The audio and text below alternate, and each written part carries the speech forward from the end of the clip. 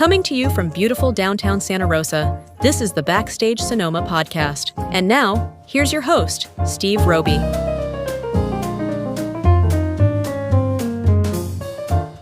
Hello and welcome to Backstage Sonoma. I'm your host, Steve Roby. Today we're thrilled to have Njioma Grevious on the show. She's a brilliant violinist and a member of the ensemble Abeo, with a rich musical background and a unique journey worth exploring. With upcoming performances in Inverness, we'll delve into her musical influences and exciting plans for the future. Let's begin with a section from this year's Summerfest in La Jolla, California. This is the Abeo Quartet.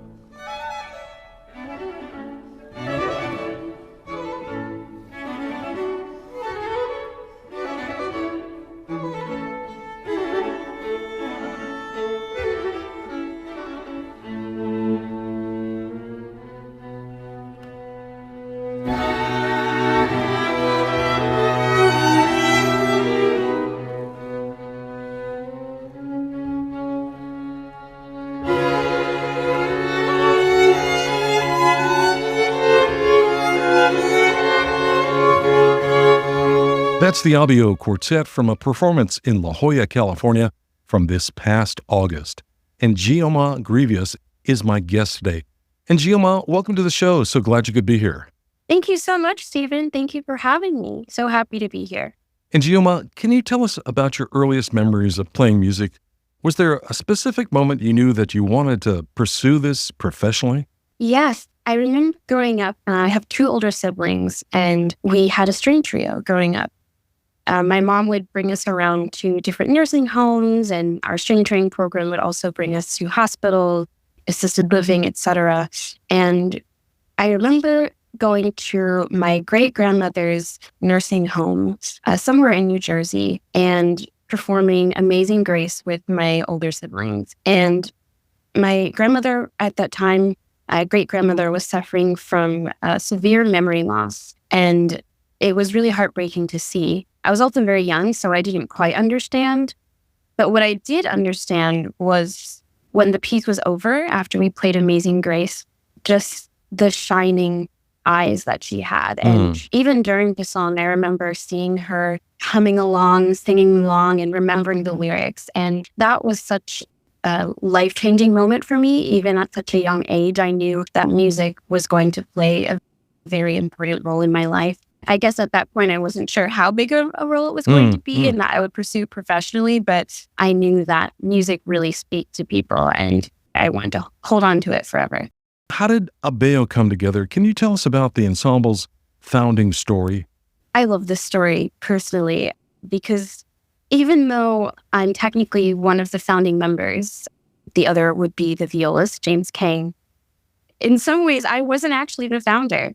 So James and our original cellist were placed in a quartet together as part of a string quartet survey program at Juilliard when we were freshmen. The two of them loved playing with each other and decided that they wanted to create a quartet. So they found the other violinist first and then read with me eventually. And they decided that, this was going to be the group. It's been a little over 6 years for Abeo, and it's been so wonderful. I remember sitting in the dorm room at Juilliard in the lounge, trying to come up with quartet names. And, we were going through different names like, maybe we can be like melody or harmony. Or I can't really remember all of the ideas that we had. But eventually, I decided to look up Nigerian baby names. And one of the first names to come up was Abeo, which means bringing joy in a Nigerian dialect. And we thought that was so fitting for what Abeo was at that time and continues to be as Abeo has grown and had member changes. And we love bringing that joy to our audiences.